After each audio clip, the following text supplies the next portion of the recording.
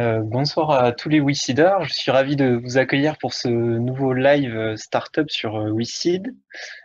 Aujourd'hui, nous accueillons Étienne et Arnaud, les deux cofondateurs et dirigeants de la société Digital Essence. Donc, Digital Essence, qui a développé un logiciel de vidéo mapping. Nous expliquerons un petit peu plus après en détail ce qu'est le vidéo mapping. Comme d'habitude pour tous les lives, vous avez la possibilité d'échanger avec les deux dirigeants, de leur poser vos questions. Donc pour cela, vous avez tout en bas un petit onglet Q&R qui permet de poser les questions et ensuite on les lira au cours de cette présentation. Au niveau du déroulé, Arnaud et Étienne vous présenteront la société, ce qu'ils ont développé, leur logiciel. Vous aurez droit à une démonstration en temps réel de 5-10 minutes à peu près. Et ensuite, ils parleront des enjeux de cette levée de fonds. Et ensuite, en deuxième partie, on passera à la session de questions-réponses. Voilà, messieurs, je vous laisse la main, je vous laisse vous présenter et ensuite on peut passer à la présentation. Ok, très bien, merci Maxime. Bonjour à tous, je m'appelle Étienne Maté, je suis ingénieur informatique depuis 2013 et président de Digital Essence. Et je suis accompagné d'Arnaud, avec qui on est associé depuis la création de l'entreprise. Exact. Donc moi c'est Arnaud Bertonneau, je suis diplômé d'une école de commerce Audencia Nantes en 2014 et je suis le directeur marketing et responsable des ventes chez Digital Essence. Ok, merci à tous les deux. On va passer à la présentation un petit peu plus en détail. Donc là, on va vous partager un petit support pour que vous puissiez suivre en même temps. Voilà, c'est bon. Parfait, merci. Du coup, on va vous présenter la société. Donc, certaines informations sont déjà présentes sur la fiche projet. Et l'idée, ça va être de les reprendre, mais aussi également d'apporter des compléments d'informations, surtout sur la partie modèle économique et bien sûr des mots. Concernant l'équipe, Arnaud et moi, on s'est présenté. L'équipe de dirigeants est complétée avec Adrien Grosjean, qui s'occupe de toute la partie développement logiciel. Donc, c'est le chef de projet au niveau du développement de EVM. Donc, Arnaud, comme on l'a dit, s'occupe de la partie vente et marketing, moi-même qui suis président. Et donc, l'équipe de dirigeants est complétée avec un développeur logiciel, un designer et un business développeur. Donc, on va vous raconter la naissance du projet. Donc, avec Arnaud, on s'est rencontrés en école d'ingénieur, donc c'était en 2010. Et un soir de l'année 2012, on va à un concert à la Grande Halle de la Villette. On va voir un artiste qui s'appelle Amon Tobin, donc de la musique électronique. Et en arrivant dans la salle, voilà sur quoi on tombe. Donc, un décor scénique composé d'une multitude de cubes placés sur scène. Donc ça fait à peu près 12 mètres de large sur 4 mètres de haut. Le musicien est au centre de la structure, placé dans un cube. Et donc du coup, ces cubes sont illuminés par de la vidéoprojection. Et en fait, tout au long du live, la vidéoprojection va venir animer le décor et diffuser plusieurs ambiances, plusieurs univers, afin de faire vivre une expérience au public présent et venir dynamiser en fait son live. Parce que dans la musique électronique, parfois, voilà, même très souvent, le musicien est derrière son ordinateur de manière assez statique. Et donc, du coup, il manque une dimension scénique et qui est apportée par le vidéo mapping.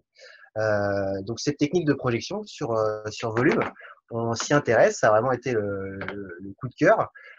Par contre, on se rend compte que c'est assez long à mettre en place parce qu'il y a plusieurs compétences qui sont mobilisées. Donc, le processus de création, en fait, ça commence par une modélisation 3D de la structure à habiller. Donc, cette modélisation 3D donc, qui reproduit dans l'ordinateur les volumes. Ensuite, il y a un travail de motion design. Donc, le motion design, c'est la création des animations visuelles. Donc, par exemple, ajouter des effets de colorisation, des effets de mouvement. Donc, ça, c'est une étape qui prend beaucoup de temps. Et ensuite, on a l'étape de rendu. C'est-à-dire qu'il faut générer un ou plusieurs fichiers vidéo qui seront ensuite diffusés pendant le concert, pendant l'événement. Et donc, cette étape de rendu, elle est assez longue, elle peut parfois prendre plusieurs jours, et c'est très compliqué en fait de revenir en arrière et d'effectuer des modifications.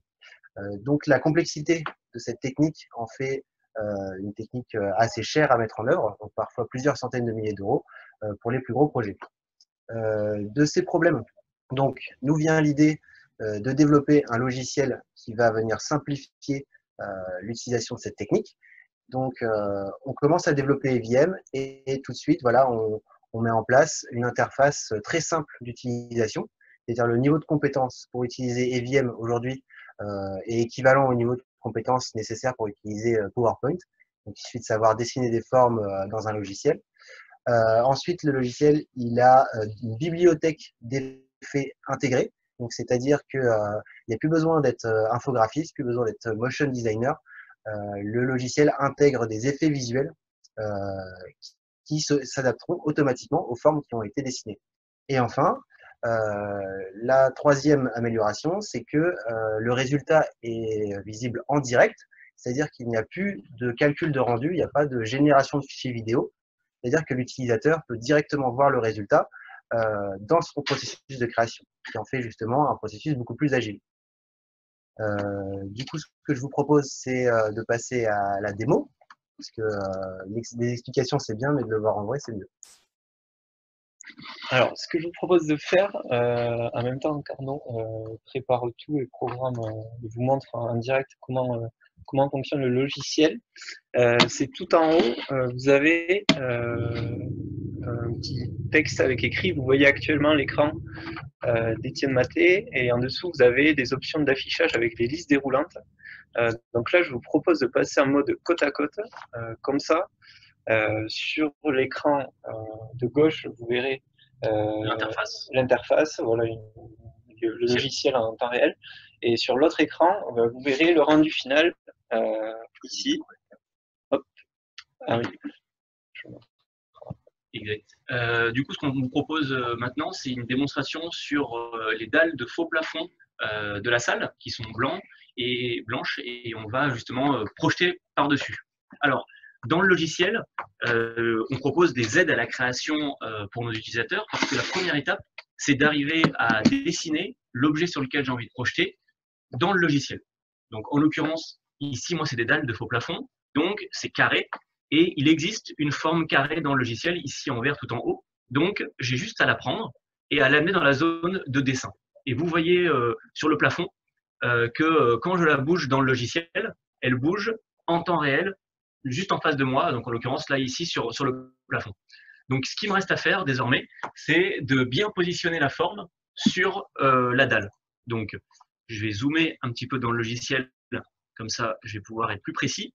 Et dès que je bouge un point, il bouge dans la réalité. Donc là, je positionne ce point-là.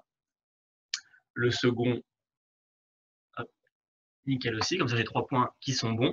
Et ça, c'est vraiment un processus qui ne nécessite aucune compétence technique. C'est-à-dire qu'on a juste, avant le live, positionné un vidéoprojecteur au sol, qui est un vidéoprojecteur tout à fait classique, qui est un vidéoprojecteur qu'on peut utiliser chez soi pour regarder des films, qu'on a orienté vers le plafond.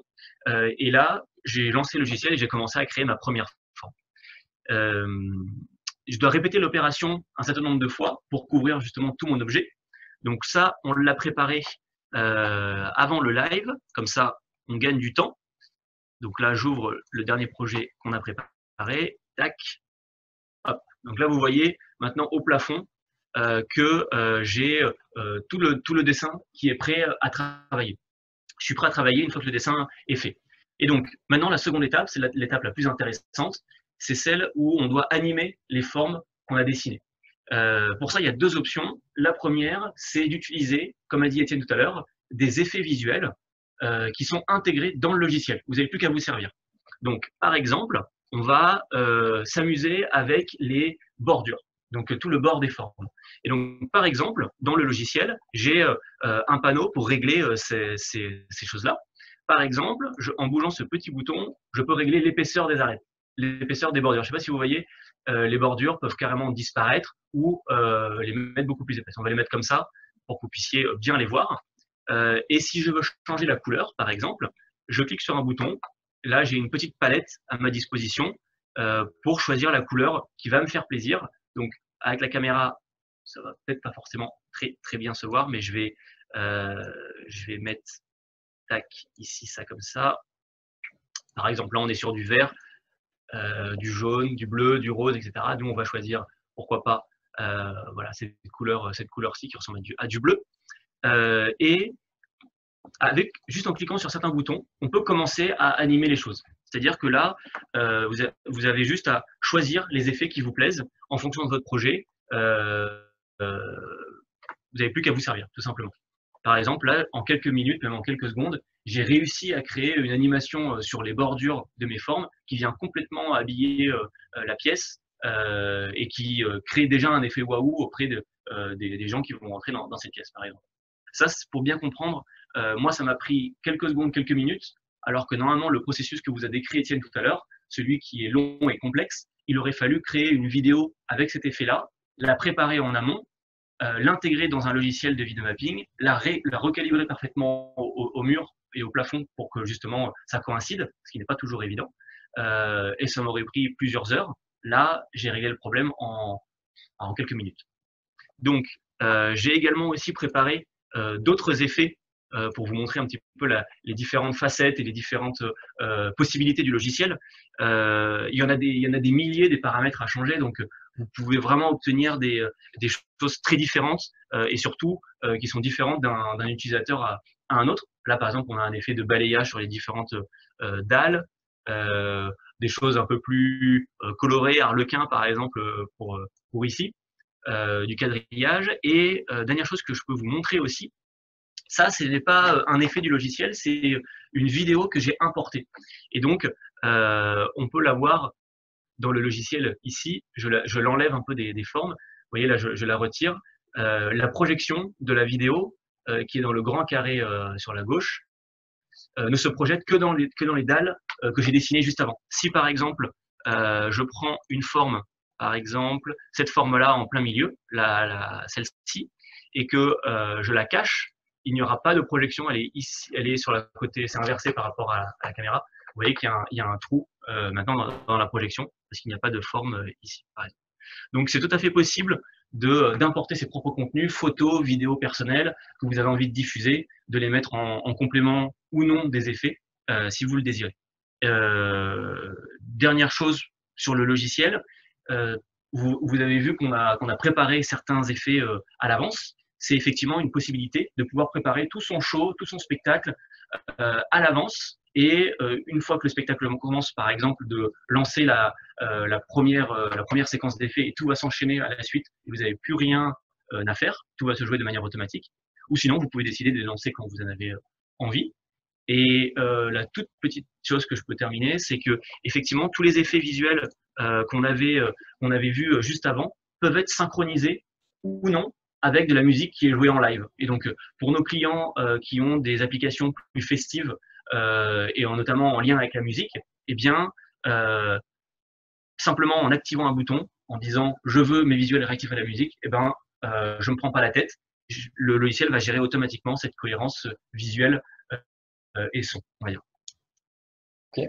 Pour la suite, on peut peut-être montrer comment faire l'installation. Ouais, carrément. Si tu peux arrêter le partage d'écran. Ouais, c'est ici. Arrêtez le partage. Arrêtez, ouais. Tac. Hop. Donc là, en haut, vous voyez donc, ce qui est projeté. Donc, au niveau de l'installation, c'est simple. On a juste le PC Carnot, tu peux montrer ici devant, ici, qui est connecté au rétroprojecteur. Au projecteur qui est en bas, donc il suffit juste de bien le placer au début, et ensuite tout se fait intuitivement sur le. C'est exactement ça. On a allumé le vidéoprojecteur, on a regardé si on arrivait à couvrir la zone qui nous intéressait au plafond. On l'a calé, donc là, c'est pour les besoins du live, on l'a calé comme on pouvait. Donc ça fonctionne parfaitement. On a un câble HDMI, c'est tout ce qu'il y a de plus simple, qui connecte le vidéoprojecteur et l'ordinateur. Et là, après, je suis prêt à travailler. Ok. Ok. Mais maintenant, on va passer à la deuxième partie de votre présentation. Ouais. Alors, je vais peut-être revenir.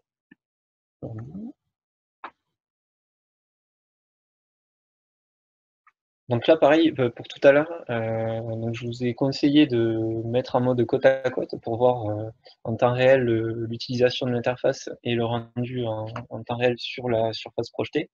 Du coup, là, pareil, je vous conseille de cliquer tout en haut sur option d'affichage et tout simplement de décocher le mode côte à côte. Comme ça, vous verrez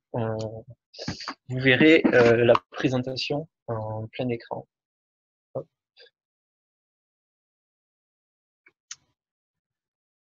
Hop.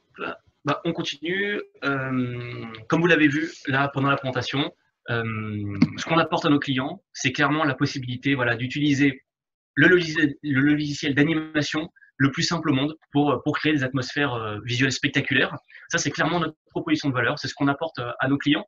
Cette proposition de valeur, c'est le résultat de plusieurs tests, plusieurs études sur plusieurs mois auprès de nos clients pour comprendre pourquoi ils achetaient, pourquoi aussi les gens n'achetaient pas EVM, pour essayer justement d'avoir la proposition de valeur la plus claire possible, celle qui va pousser les gens à télécharger notre version gratuite ou celle à passer à l'achat. En tout cas, voilà, c'est une proposition de valeur qu'on retrouve à plusieurs endroits du site, à des endroits stratégiques pour les pousser à ces actions-là.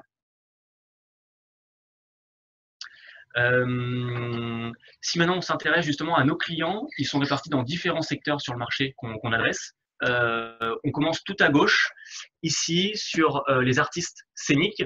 Leur but, eux, c'est d'arriver à ajouter une dimension visuelle sur scène, proposer justement une scénographie impressionnante pour des spectacles, des concerts, du théâtre aussi, pourquoi pas.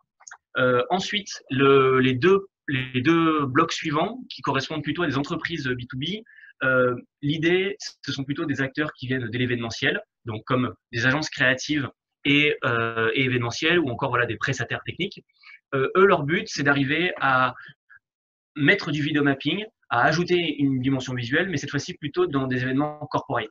Par exemple, des lancements de produits d'une marque, des opérations de street marketing avec du vidéo mapping, ou bien tout simplement de la projection sur des façades de bâtiments, sur des églises. Maintenant, il y a partout dans le monde des projections ou des spectacles de ce type-là. Juste à côté, ici, les intégrateurs audiovisuels, eux, leur but, ça va être de créer des installations non pas éphémères, mais permanentes de vidéo mapping. Donc, ils vont équiper un lieu comme des bars, des restaurants, des boîtes de nuit ou des hôtels avec la technologie du vidéo mapping pour ajouter des informations en plus, pour mettre le client dans une atmosphère particulière. Il y a plusieurs possibilités. Et enfin, tout à droite, le segment plus de l'enseignement.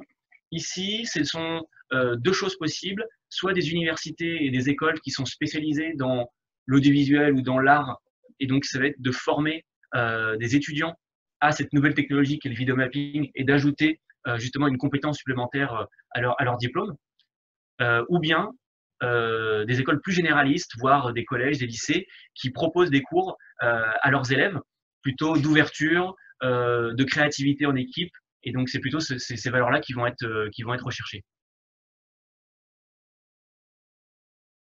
Ce marché-là, on l'adresse avec une offre de licence de logiciels.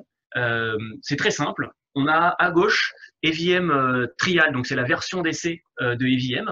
Il y a toutes les fonctionnalités du logiciel à l'intérieur et vous pouvez le tester pendant 30 jours.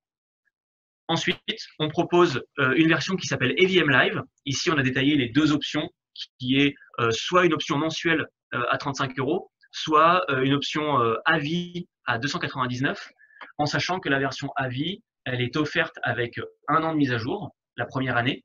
Au bout d'1 an, vous pouvez continuer à utiliser le logiciel, mais si vous voulez 1 an de mise à jour supplémentaire, où justement il va y avoir plusieurs mises à jour dans l'année, il faudra payer chaque année pour avoir les mises à jour. Donc ça rajoute des fonctionnalités, ça corrige des bugs, etc. Et enfin, une dernière possibilité pour nos clients, c'est de prendre l'offre pro, c'est-à-dire ici, vous achetez le logiciel et en plus, vous avez de l'assistance technique premium.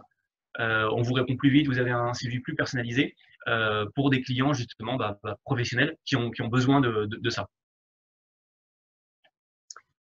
Pour compléter les offres avec quelques données, donc sur EVM Live, l'abonnement mensuel qu'on a lancé fin 2018. Sur cette année 2019, on totalise donc aujourd'hui 320 abonnés actifs, Faut savoir voilà, qu'il y a un taux de désabonnement, donc le churn, qui est à 25%, qui est quand même assez élevé, parce que les clients concernés par l'offre EVM Live, ce sont surtout des artistes amateurs ou des semi-professionnels qui ont des besoins épisodiques, et donc ils s'abonnent pour un projet, ensuite ils se désabonnent, et ensuite ils se réabonnent lorsqu'ils ont un autre projet, ce qui explique le désabonnement. La durée moyenne d'un abonnement live mensuel, c'est de 3 mois. Donc, ce qui explique la LTV, donc la lifetime value. La lifetime value, c'est le revenu en moyenne que va générer un abonnement, donc qui est de 100 euros. Ce qu'on peut voir, c'est qu'on a tout intérêt, en fait, une fois qu'on a réalisé la première vente avec le client, une fois qu'il a sorti pour la première fois sa carte bancaire, ce qui est la vente la plus difficile à réaliser, tout de suite, il faut qu'on cherche à convertir sur l'offre EVM Live, parce que l'offre EVM Live, voilà, qui est à 300 euros, est égale à 3 fois justement la lifetime value du mensuel. L'offre lifetime sur EVM Live, elle existe depuis 2016, depuis le lancement commercial du logiciel. On a vendu 3000 licences depuis 2016. Enfin, sur EVM Pro, donc on a lancé fin 2019, on totalise déjà 10 abonnés. Et ce qu'on peut tout de suite remarquer, c'est que le churn, donc le taux de désabonnement, est égal à 12%, soit 2 fois moins que EVM Live au mensuel. Ça s'explique parce que justement, les pros ont des besoins plus récurrents, ont plusieurs projets par mois, voire par semaine, et donc du coup restent abonnés pour une durée plus longue. Et il faut savoir voilà, qu'un client, en moyenne, nous rapporte 700 euros, donc soit 7 fois ce que nous rapporte un client EVM Live en mensuel. Et pour compléter cette offre logicielle, de licence de logiciel, on propose aussi du service sur mesure de personnalisation, plutôt à destination de clients grands comptes qu'on choisit et qu'on est fier d'accompagner. Par exemple, nos offres d'accompagnement, ça peut être de réaliser sur mesure des vidéos qui vont être projetées en mapping, mais qui tiennent compte de l'image de marque de la société.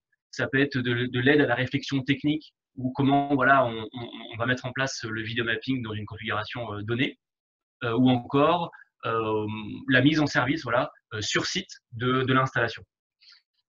Pour nous, c'est vraiment, on voit ça plutôt comme une vitrine pour le logiciel, justement, qui montre les possibilités qu'on peut faire quand on maîtrise l'outil, et également de complètement crédibiliser la société par rapport aux clients prestigieux qu'on a pu avoir.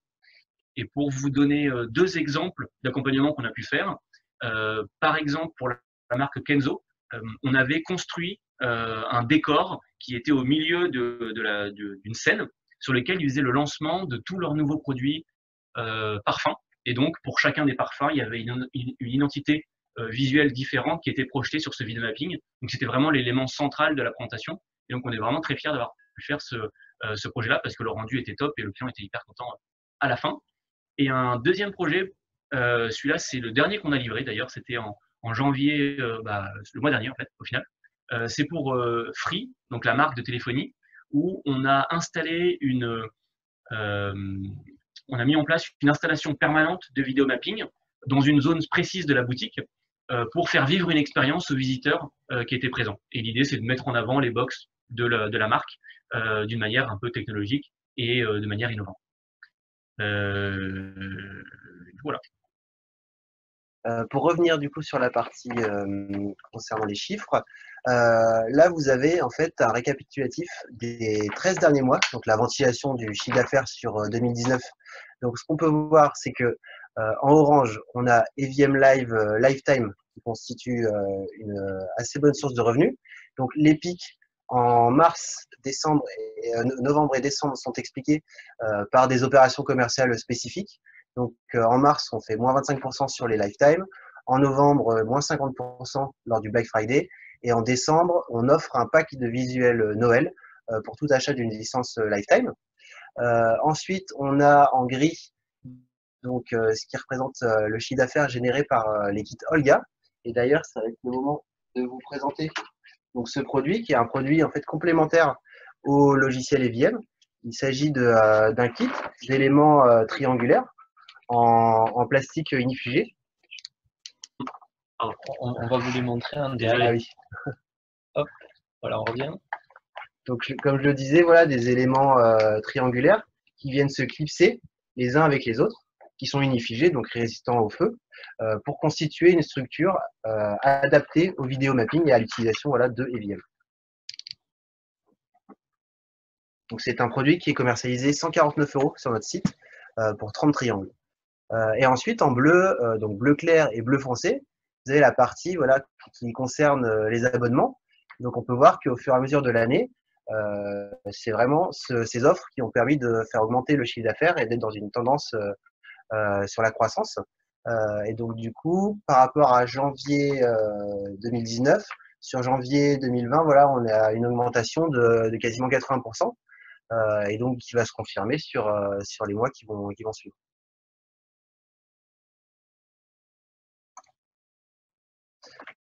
Donc, sur les mois qui vont suivre et même les 3 ans, donc ce qu'on va faire, c'est que on va poursuivre nos efforts sur l'offre EVM Live, avec du coup la commercialisation des abonnements, des versions lifetime et des mises à jour. Donc, vous avez en bas du graphique en bleu et bleu clair.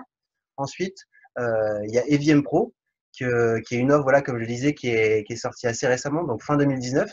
Là, pour EVM Pro, on va vraiment avoir un focus. L'idée, c'est vraiment de la pousser davantage, de la développer, de mener des actions marketing et commerciales en ciblant les professionnels. Ensuite, cette version EVM Pro, elle sera accompagnée de vente de plugins. Donc, ce qu'il faut savoir, ce que vous avez vu, c'est que le logiciel de base intègre une bibliothèque d'effets visuels. Donc, il y en a aujourd'hui une cinquantaine qui permettent plusieurs milliers de possibilités. Mais l'idée, voilà, ça va être surtout de commercialiser dans les mois à venir des nouveaux effets visuels qui pourront être achetés à l'unité ou par pack pour compléter les possibilités graphiques existantes du logiciel. Ensuite, en orange foncé, vous avez les kits de décor.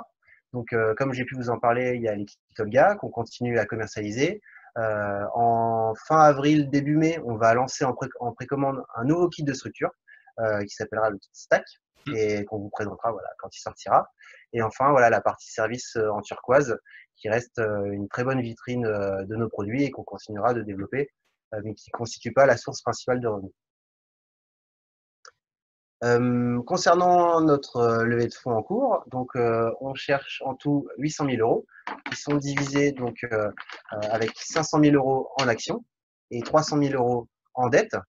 Donc sur ces 500 000 € en actions, donc il y a 300 000 € qui seront récoltés sur la plateforme WeSeed auprès des WeSeeders. Aujourd'hui, on est à 200 contributeurs. Donc j'en profite d'ailleurs pour les remercier vraiment du soutien qu'ils nous apportent. Au niveau du montant, on est à 130 000 €, donc presque la moitié, sachant qu'il reste encore 2 mois de campagne. Ensuite, ces 300 000 € seront complétés par des co-investisseurs. Donc là, ce sont des business angels qui sont en fait des entrepreneurs dans le milieu de l'événementiel et du spectacle. Ensuite, sur la partie dette, donc on aura un prêt innovation de la BPI à hauteur de 200 000 € et notre banque historique voilà, qui nous suivra sur cette levée avec un prêt à hauteur de 100 000 €, surtout pour financer voilà, la partie matérielle et les investissements à venir. D'ailleurs, les investissements à venir, donc vraiment une grosse partie des fonds seront utilisés pour du marketing, donc à 70%. Et ensuite, on aura à 20% sur du commercial et 10% sur de la R&D pour justement poursuivre l'évolution du logiciel et développer des nouvelles fonctionnalités de manière continue. Exact. Et d'ailleurs, peut-être une petite précision sur la partie marketing. L'idée, comme on l'a vu, voilà, ça va être de vraiment continuer nos efforts marketing sur la version live, mais de pas mal et vraiment complètement pousser la partie aussi pro. L'idée, c'est que justement, on externalise ou qu'on internalise certaines choses. Tout ce qui va être la production d'articles de blog, de photos, de vidéos, de monter en qualité nos contenus actuels en les professionnalisant, en justement voilà, ajoutant du contenu. On s'inscrit complètement dans une stratégie de création de contenu, justement, et donc de monter en qualité et en fréquence pour cette partie contenu. Et ensuite, il y a toute la partie diffusion justement de ces contenus qui vont être créés. Là, on parle de publicité. La publicité, effectivement, sur différents canaux à tester, à voir au fil des semaines ce qui donne les meilleurs résultats, de les faire évoluer, de se focus plus sur justement les actions qui vont fonctionner. Par contre, pour ça, il nous faut des fonds pour tester, pour après ensuite appuyer quand on va trouver la bonne solution. Des actions aussi de référencement. Donc ça, c'est le fait de nous trouver facilement sur Internet. Ça a été un gros travail en 2019 pour que dès que les gens allaient taper des mots-clés proches de vidéo mapping, ils nous trouvent facilement. Ça, c'est quelque chose qu'on a vraiment bien réussi. Maintenant, notre référencement naturel sur ces mots-clés-là est très bien fait. Mais par contre, on a encore du travail sur des référencements avec des mots-clés un peu plus génériques ou périphériques du vidéo mapping pour justement ramener plus de gens à l'intérieur. Et donc ça, pareil, c'est des choses qu'il faut tester au fil des mois. Et justement, toutes ces actions-là, toutes ces stratégies, va être, disons que l'équipe va être enrichie par de nouveaux talents justement, qui vont de manière opérationnelle appliquer cette stratégie pour pouvoir la monitorer, la faire évoluer au fil des mois, et aussi justement un profil un peu plus community manager pour animer davantage la communauté par rapport à aujourd'hui justement, parce que c'est quelque chose qu'on a envie de développer aussi, je dirais. Hop, donc on arrive à la fin de la présentation. Ouais, du coup, on va arrêter le partage d'écran et on a déjà des premières questions. Donc, je le rappelle, si vous voulez poser vos questions, vous avez la petite bulle Q&R en bas de votre écran. Donc, déjà, on a des questions, notamment de la part de...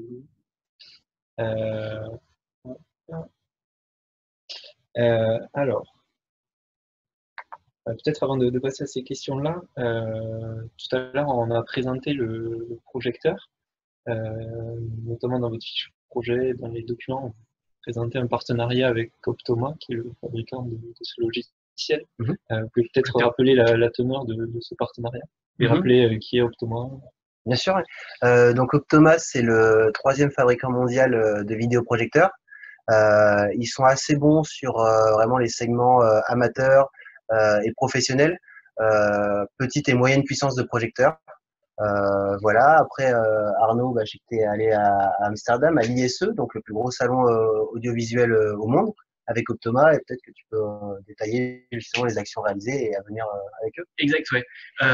Donc ça fait déjà 1 an qu'on a commencé à réfléchir à des actions communes. Il y en a déjà qui sont en place, comme par exemple que EVM, le logiciel, possède une page fiche produit sur le site Optoma, et justement tout le trafic de Optoma, en allant sur cette page EVM, peut-être envoyé vers notre site pour passer à un achat. Et justement, si des ventes sont générées par rapport à ce chemin précis, donc quelqu'un qui vient d'Optoma, qui nous découvre et qui achète sur le site internet, Optoma touche une petite contrepartie financière, justement.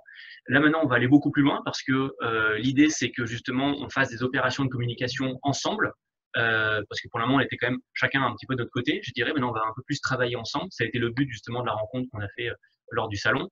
On va aussi proposer par exemple des packs EVM plus un vidéoprojecteur Optoma sur notre site pour justement augmenter le panier moyen, toucher une commission sur les ventes de vidéoprojecteurs aussi. Ce sont des choses qui vont être mises en place. Du coup, en gros, on se dirige vers beaucoup plus d'actions communes à l'avenir, je dirais, en tout cas. Ok. Donc là, on va passer aux questions, notamment de Louis, on le remercie, qui a déjà posé pas mal de questions.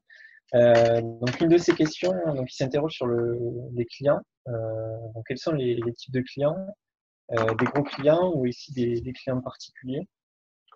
Alors, notre communauté, c'est beaucoup d'artistes scéniques.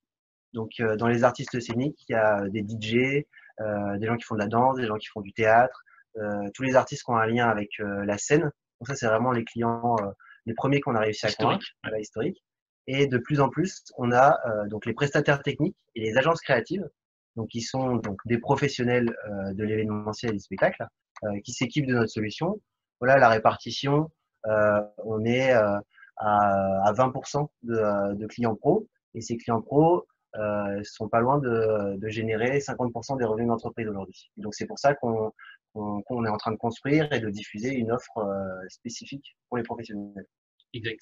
Et après, donc, tout à l'heure, vous nous avez présenté la partie, enfin, plutôt l'activité service avec Enzo et Prime. Donc là, on a une question de Louis qui est liée à ça. Donc comment vous avez pu approcher ces grands comptes? Est-ce que c'est vous qui êtes allé les démarcher ou est-ce que c'est eux qui sont venus vers vous? Voilà, comment ça se passe dans ces cas-là? Google sont venus, mais tu peux... Ouais, ça dépend des cas. En fait, ça dépend des entreprises. Parfois, ce sont des agences qui travaillent pour ces marques qui nous contactent parce qu'ils ont vu notre travail ou le travail ou les travaux de nos utilisateurs en fait, parce que nos utilisateurs qui utilisent le logiciel EVM partagent leurs projets, nous on partage aussi. Du coup, le nom, quand vous faites des recherches sur Vidéomapping, vous nous trouvez assez facilement. Et ensuite, ils se renseignent sur qui est derrière tout ça. Et donc, du coup, les agences événementielles, elles nous contactent parfois pour nous dire, bah, je travaille pour le compte d'une marque. Est-ce que vous pouvez nous accompagner à déployer un projet de vidéo mapping? Parfois ça marche comme ça, parfois c'est la marque en direct qui a suivi le même processus, qui s'est dit, a vu un projet de vidéo mapping, ensuite s'est renseigné sur quels étaient les acteurs, avec qui elle pouvait travailler. Vu que notre référencement il est assez bon, on nous trouve facilement. Et après, si nous le projet nous plaît et qu'on a envie justement d'associer la marque EVM avec ce client, bah, on fonce et on va faire le projet ensemble. Donc voilà, ça dépend des cas. Une agence parfois intermédiaire, parfois en direct, ça dépend. Okay. Ensuite, on a deux questions qui sont un peu sur le même thème, donc là plutôt sur le thème de la concurrence. Donc Louis voulait savoir quels étaient les principaux concurrents, leurs points forts, leurs points faibles. Et ensuite Bernard, une question qui est liée. Quelles sont vos barrières à l'entrée par rapport à ces concurrents-là? Comment vous différenciez, vous démarquez de ces concurrents? Très bien, très bien. Donc on a un slide qu'on peut montrer. Ouais. Ouais, on va repartager un truc. Donc il y a plusieurs types de concurrents. Il y a les concurrents voilà, qui proposent des solutions très onéreuses. Donc typiquement celles qu'on voit sur les façades de bâtiments. Donc celles qu'on peut voir voilà, en bas du graphique, à gauche. Donc vous avez Modulopi, Watchout, Viozo, Greenipo, D3. Donc ce sont des solutions qui associent le matériel et le hardware à destination vraiment des spécialistes, des grosses productions avec beaucoup de moyens. Ensuite, sur le milieu du graphique, donc vous avez les logiciels qui ont commencé à démocratiser l'utilisation du vidéo mapping avec des ordinateurs grand public. Donc typiquement, voilà, ça marche avec des ordinateurs que vous pouvez acheter à la Fnac ou chez Darty pour 1000 euros. Donc ces logiciels, voilà, ont ajouté des fonctionnalités et ont simplifié des fonctionnalités déjà présentes dans les médias serveurs. Mais par contre, ce sont des logiciels de diffusion. Ce sont comme des logiciels comme des media players avec des fonctionnalités en plus. Et c'est-à-dire que vous devez les nourrir avec des fichiers vidéo que vous avez créés en amont. Là où nous, on se différencie, donc avec EVM, c'est que notre logiciel déjà est compatible avec des ordinateurs du grand public, mais intègre et aussi intègre une bibliothèque d'effets prête à l'emploi. Donc, il n'y a plus besoin de pré-créer ces vidéos et de les importer. Et en plus aussi, on se définit comme un logiciel plus facile d'utilisation, avec une rapidité de prise en main beaucoup mieux que la concurrence. Ok, merci. Ensuite, une autre question de Louis. Pardon, je me permets de compléter. Je viens de me rappeler justement des barrières à l'entrée. Donc nous, les barrières à l'entrée, c'est vraiment sur la bibliothèque d'effets visuels, parce que voilà, c'est assez unique. Et ce qu'on fait du coup, c'est qu'on la met à jour régulièrement pour justement toujours proposer quelque chose de différent. Même si par exemple un développeur de logiciels chinois essaie de nous copier, donc on se différenciera toujours avec la bibliothèque d'effets visuels. On continuera voilà, d'améliorer. Garder l'avance technologique qu'on peut avoir vis-à-vis des concurrents aussi. Ouais. Exact. Ok. Donc une question de Louis. Vous avez répondu dans la suite de la présentation tout à l'heure. On va peut-être y revenir dessus. Donc vous avez parlé de votre stratégie commerciale de licence. Comment vous positionnez-vous en termes de prix? Donc ça, vous l'avez expliqué. On peut peut-être revenir juste assez rapidement sur les différents prix, donc sur les différentes. Ouais. Attends, je peux remettre des trucs à l'écran si vous voulez. Donc vraiment, on a deux offres. Donc, EVM Live. EVM Live, c'est vraiment pour les artistes scéniques, pour les clients, les freelances, pour les clients voilà, qui ont une activité de vidéo mapping, mais qui n'est pas leur source de revenus principale. Donc là, on peut pas aller au-delà de 300 euros. Voilà, parce qu'on sait que typiquement un logiciel de musique, ça coûte à peu près 300 euros. Un logiciel de graphisme, par exemple, vous faites l'acquisition de Photoshop, enfin, vous vous abonnez à Photoshop ou à InDesign. Voilà, on est dans cet ordre de prix-là. Par contre, pour les professionnels, là, voilà, on sait que les budgets sont quand même beaucoup plus élevés. Et donc, du coup, on peut aller chercher voilà, une lifetime value. Donc, un revenu moyen par client, là aujourd'hui qui est de 700 euros, mais on sait qu'on peut monter voilà, à hauteur de 1500 euros en ajoutant des nouvelles fonctionnalités, bien sûr. C'est ça. Ce que je voulais compléter, c'était que, effectivement, là, à l'heure actuelle, la version pro, c'est la version live avec des fonctionnalités légèrement différentes, mais la différenciation n'est pas énorme. On justifie cette offre pro plutôt par une assistance technique personnalisée. Dans à fil des semaines et au fil des mois, le but, c'est de vraiment créer une plus grande différenciation avec des fonctionnalités manquantes actuellement pour les pros, pour aller justement aller les chercher en fait et compléter les manques certains du logiciel pour aller justement convaincre davantage de pros. On peut donner des exemples, par exemple, ouais. aujourd'hui, voilà, EVM permet d'utiliser plusieurs vidéoprojecteurs, mais on ne peut pas encore faire des fusions d'images, par exemple sur les façades de bâtiments. Pour du vidéo mapping architectural, il y a 10 projecteurs voilà, en moyenne qui sont utilisés, et il y a des fusions d'images pour faire l'effet que comme si un seul vidéoprojecteur était utilisé. Donc ça, voilà, c'est une fonctionnalité qu'on va ajouter. Ensuite, il y a la synchronisation avec des systèmes lumière et aussi développer des passerelles pour que EVM puisse s'intégrer dans des environnements de production professionnels. Voilà les fonctionnalités à venir. Exact, ouais, c'est ça. Donc l'outil va se perfectionner et effectivement le prix risque d'évoluer fortement aussi pour justement proposer une version qui serait plus chère à l'avenir, qui justifie justement l'augmentation de chiffre d'affaires sur les années suivantes par rapport à cette offre-là. En fait. Là, on a une question de Bernard. Donc, au-delà des applications et cibles présentées dans votre slide en particulier, y a-t-il des marchés sur lesquels vous n'êtes pas encore implanté et qui seraient susceptibles de générer du chiffre d'affaires à court ou moyen terme? Alors, typiquement, avec EVM, voilà, on adresse le marché du spectacle et de l'événementiel. On peut voir que dans nos réalisations avec des grandes marques, on a fait une installation donc pour Free, donc pour le retail. Donc typiquement le retail, on pense voilà que c'est un marché qui a beaucoup d'avenir. Le vidéo mapping a beaucoup d'applications dans le retail et donc du coup la part de vidéo mapping dédié au retail va augmenter dans les années à venir. Voilà ce qu'on peut dire avec certitude. Après, on peut clairement imaginer des choses avec le milieu, par exemple, du jeu, des plateaux de jeux animés, des billets animés. On peut imaginer aussi des applications dans le médical. On peut imaginer, voilà, je pense que aujourd'hui, on pense tout de suite au spectacle événementiel, mais il y a plein d'applications à venir et c'est sûr, elles vont se faire. Après, c'est combien de temps ça prendra? C'est ça la question. Exact. Mais en tout cas, tout ce qu'on peut dire, c'est que le matériel coûte de moins en moins cher. C'est-à-dire que maintenant, un vidéoprojecteur, ça coûte plus aussi cher qu'il y a 5-6 ans. Il y a des technologies LED, il y a du laser qui arrive, donc ça démocratise aussi le matériel auquel justement on est intimement lié. Et d'ailleurs, on en a pas parlé, mais le marché du vidéoprojecteur, c'est un marché qui augmente chaque année. Le prix baisse et les unités vendues augmentent. Donc c'est vraiment on est vraiment sur un marché aussi dynamique là-dessus.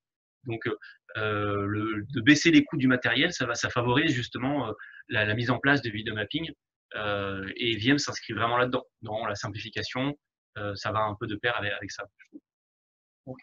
Maintenant, une autre question de lui qui se pose plutôt la question suivante. Donc, quelle est votre stratégie commerciale nationale et internationale? Quels sont vos objectifs moyen et long terme? Peut-être préciser aussi la répartition des ventes en France, à l'étranger. On a un slide pour ça. Si tu veux commencer. Au niveau de l'international, donc il y a 80% des clients qui sont à l'international, 20% qui sont français, beaucoup aux États-Unis. Et en fait, du coup, comme on a un produit qui est très international, c'est impossible d'avoir un commercial qui va toquer aux portes de tout le monde. Donc en fait, comme l'expliquait Arnaud sur la partie marketing, l'idée c'est d'être vraiment très très très présent sur Google, sur des mots-clés et des recherches associées à notre produit. Parce que du coup, un pro, quand il a un besoin, il fait comme tout le monde, il va sur Google, il va taper son problème. Et là, il faut qu'il arrive sur le site EVM. Et nous, notre objectif, c'est de lui faire télécharger la version d'essai. Et ensuite, une fois qu'il a téléchargé la version d'essai, voilà, il y a une relation qui se crée. Et ensuite, la conversion peut se faire sans trop d'efforts à partir du moment où il a testé le logiciel et il s'est rendu compte de la valeur que ça pouvait lui apporter. Ouais, clairement, c'est ce que je voulais dire. C'est à nous d'être suffisamment convaincant quand il arrive sur notre site. C'est-à-dire, en tout cas, quand il va taper une recherche, ce que disait Étienne tout à l'heure, c'est qu'il cherche une réponse. Et donc, du coup, il faut qu'on ait mis en place, et ça, c'est le travail aussi des prochaines semaines, des articles qui répondent à sa question, mais qui suscitent aussi d'autres interrogations ou qui l'amènent à se dire, tiens, j'ai envie de télécharger EVM. Au bout du compte, c'est vraiment ça l'objectif. Et une fois qu'il a testé l'outil, et qu'il a lâché son adresse mail d'une certaine manière, parce que bon, c'est un peu ça le jeu aussi, il rentre dans un processus qu'on a construit, qu'on va améliorer, de mailing un peu automatique, qui n'est pas là forcément pour lui vendre tout de suite des choses, mais plutôt pour l'éduquer, pour lui dire voici des exemples un peu inspirants de la communauté, ça peut être intéressant pour toi. Voici des astuces dans le logiciel, des guides. Bref, on essaye de l'éduquer et de lui montrer que EVM, c'était la solution qu'il cherchait au départ. Ou pas forcément. On lui montre justement que c'était peut-être ça qu'il cherchait aussi. Donc, ce travail un peu de commercial, il se fait plutôt de manière un peu automatisée parce que on a des clients partout dans le monde. Et au niveau des objectifs, donc tout part du trafic sur le site internet. Donc aujourd'hui, on est à 12 000 visites par mois. Sur le nombre de téléchargements, donc on arrive à convertir 15% de ce trafic. Donc on fait 1800 téléchargements de la version d'essai par mois. Sur ces 1800, voilà, on en convertit 10% qui passent abonnés ou qui passent lifetime. Donc ça, là, je parle de la version live. Après, sur la version pro, comme je le disais, voilà, l'offre est quand même assez récente. On a 10 abonnés aujourd'hui.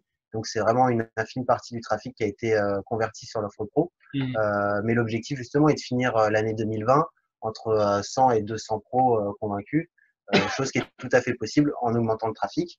Et d'ailleurs, voilà, les actions d'acquisition de trafic pour le développer, justement, sont déjà prévues et sont celles qui vont arriver assez rapidement.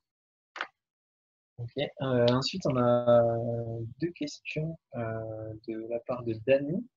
La première, qu'en est-il de la cooptation et de l'affiliation des professionnels du milieu, type artistes graphiques, techniciens vidéo, intermittents du spectacle? Avez-vous prévu de leur proposer des tarifs plus intéressants pour les équiper du logiciel et ainsi pouvoir le proposer à leurs clients prestataires? Une question qui va en suivant par rapport à celle-là. Avez-vous pensé, au-delà du référencement payant, de passer par des influenceurs qui sont aujourd'hui assez pertinents en termes de communication sur Internet? On peut parler, oui, justement du bouche à oreille. Donc, c'est vrai que Google, c'est une source de clients. Donc, c'est la source de clients numéro 1. Mais en numéro 2, quand on interroge justement nos clients, comment vous avez connu EVM? Donc, en numéro 2, c'est le bouche à oreille.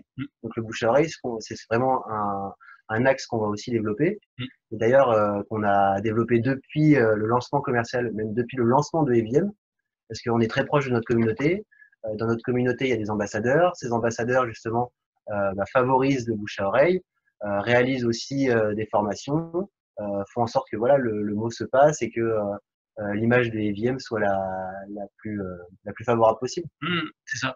Pour accentuer cette notion d'ambassadeur, par exemple, ça nous est arrivé de faire une fois un salon aux États-Unis, par exemple, et on a des utilisateurs aux États-Unis, dont un, on avait une relation particulière, qu'on a rencontré justement, qui est devenu ambassadeur officiel, si vous voulez, de la marque. C'est-à-dire que si par exemple il organise assez souvent des formations ou des ateliers de découverte de video mapping où il parle de EVM, par exemple. Donc là, nous, on va fournir gratuitement autant de licences qu'il veut pour le nombre de participants à cet événement. On lui avait déjà envoyé des kits Olga, donc les kits triangulaires dont on a parlé tout à l'heure, qui peut se servir pour montrer le produit en vrai. c'est quelqu'un qui a accès à ça rejoint un peu la notion d'influenceur, c'est qu'il a aussi un code promo unique qu'il peut donner à ses participants pour que ces participants aient des réductions et que lui, justement, il ait une cagnotte qui augmente au fur et à mesure de la fidélisation. Ça, c'est des choses qui sont assez nouvelles et qu'on a envie de continuer à accentuer, qui prennent du temps à mettre en place, à créer la relation de confiance avec l'ambassadeur. Bah, c'est du temps. Et justement, voilà, c'est aussi un des rôles que va avoir la partie community manager, d'intensifier ces relations avec les ambassadeurs pour leur donner encore plus envie de parler du produit.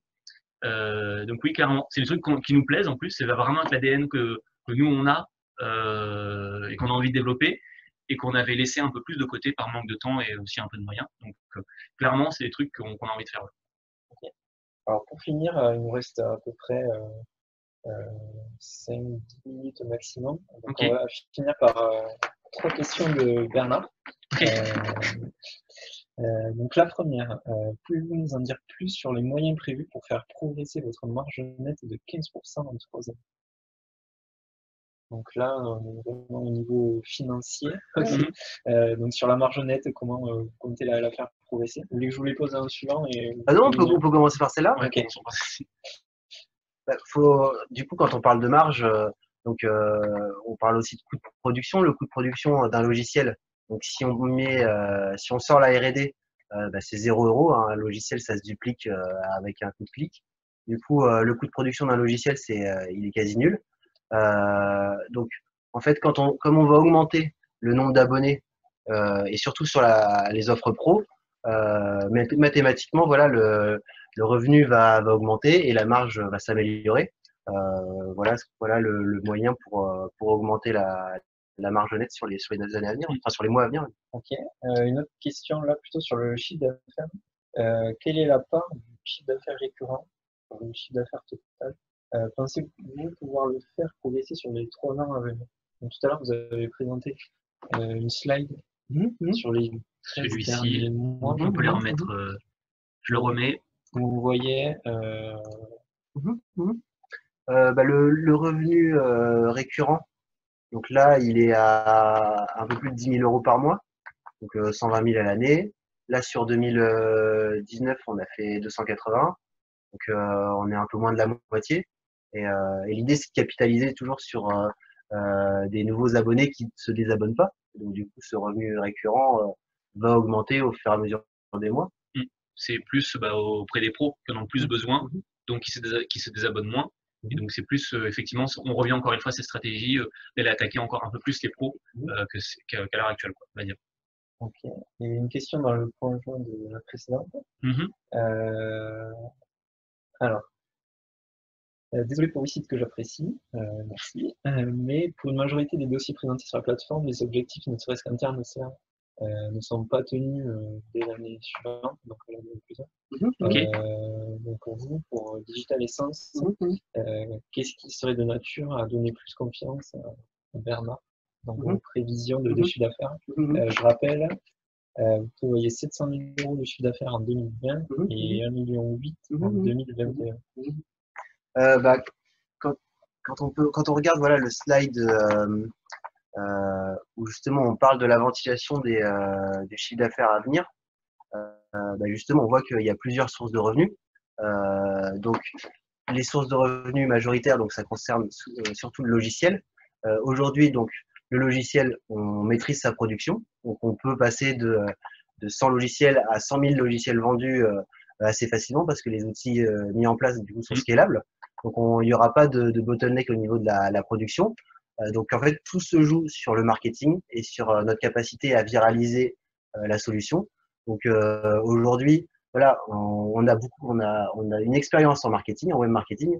On a déjà mené des actions. On sait celles qui marchent pas. En tout cas, ça commence à bien se dessiner. On connaît voilà le coût d'acquisition client qui est voilà de 12 €. Ce coût, bien sûr, il va augmenter parce qu'on va augmenter les dépenses en marketing. Donc ça a été prévu dans le business plan. Donc aujourd'hui, voilà, ce qui nous manque, c'est les moyens pour financer cette acquisition. Voilà, on va se baser sur notre expérience, sur l'accompagnement de spécialistes. Donc moi, j'ai envie de dire que voilà, le risque est quand même assez faible sur la partie technologique. Après, voilà, c'est le marché, on connaît la taille de marché, on sait qu'il y a un potentiel. Voilà, voilà ce que je pourrais dire. Et on rappelle aussi que le logiciel a su séduire les utilisateurs, comme vous l'avez présenté dans une autre slide. Donc ça prouve que le marché est plutôt réceptif et approuve. Donc aujourd'hui, on est à 80 000 utilisateurs sur la version gratuite et à plusieurs milliers voilà, sur la version payante. Et cette tendance voilà, se confirme. Il y a toujours des recherches autour du vidéo mapping. Quand on fait des analyses de mots-clés, on sait que le trafic il est là, il faut aller le chercher, il faut le convertir. Voilà, c'est assez basique, en fait, au final. Maintenant, il n'y a plus qu'à, quoi. Okay. Alors, juste avant de finir, une ultime question qui est apparue. Comment devient-on ambassadeur? Est-ce simple d'accès pour accélérer la visibilité du logiciel? Voilà, je vous laisse répondre à ça. En attendant, je vais éteindre la lumière pour qu'on voit mieux le. Ok, ça marche aussi. Pas de souci. C'était le process ambassadeur. Pour être ambassadeur, pour le moment, il faut avoir fait des projets avec le logiciel. C'est la première. On est carrément mis dans le noir. Ça devient un petit peu une boîte de nuit, un peu cette affaire. Mais donc il faut avoir déjà fait des projets avec le logiciel, nous les avoir envoyés pour que nous on puisse voir, discuter avec la personne, comprendre comment il a utilisé le logiciel. Voir si on s'entend bien avec lui aussi tout simplement, et généralement ça se passe super bien parce que les gens sont vraiment très fiers des projets qu'ils ont pu faire. Donc ça commence par là, une relation par email ou sur les réseaux sociaux pour essayer de voir le projet qui a été fait. Ensuite, on essaie de voir la motivation justement de l'ambassadeur, c'est-à-dire qu'est-ce qu'il compte faire concrètement dans les prochaines semaines, dans les prochains mois avec le logiciel. Est-ce que c'est qu'il veut organiser des sessions de découverte? Est-ce qu'il souhaite uniquement mettre son travail en avant? Tout ça, ce sont des choses auxquelles nous, on peut accompagner et de manière différente. Donc, pour le moment, c'est un petit peu au cas par cas, si vous voulez. On n'a pas standardisé encore des critères très précis pour faire partie d'un ambassadeur, hormis le fait de, en tout cas, utiliser le logiciel et nous envoyer des projets. Donc, au fur et à mesure, ça a été vraiment fait au fur et à mesure et au cas par cas, en fonction des besoins de la personne. Et savoir si on pouvait répondre à ça, en tout cas. En tout cas, on a mis en place des outils, comme on disait tout à l'heure, on peut donner des codes promo aux gens, et ça, c'est complètement monitoré dans nos logiciels pour suivre les ventes. On sait exactement d'où vient la vente, si elle a été générée par un code promo ou non. On peut rétribuer les royalties justement à ces personnes-là. Enfin, tout ça est en place. Maintenant, effectivement, je dirais qu'il faut un peu plus standardiser pour passer un peu moins de temps à faire du cas par cas. En tout cas. Donc, un peu gamifier ça, si vous voulez, depuis l'espace perso que nos utilisateurs peuvent avoir en ligne, par exemple. Ce sont des idées. Donc, on a des idées, il faut le mettre en application désormais. Ok. Merci à tous les deux pour avoir répondu à toutes ces questions. Avec plaisir. Merci aussi à tous les Wiciders d'avoir posé de nombreuses questions ce soir.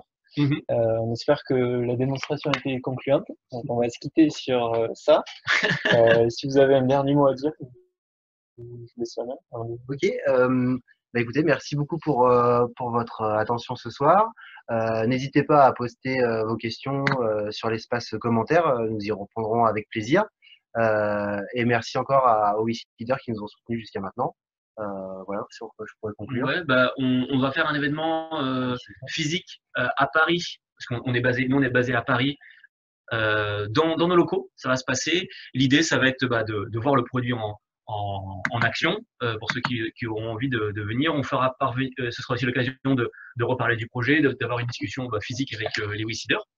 Ça, on va organiser ça avec Wicid au niveau des invitations. Ça va bientôt partir.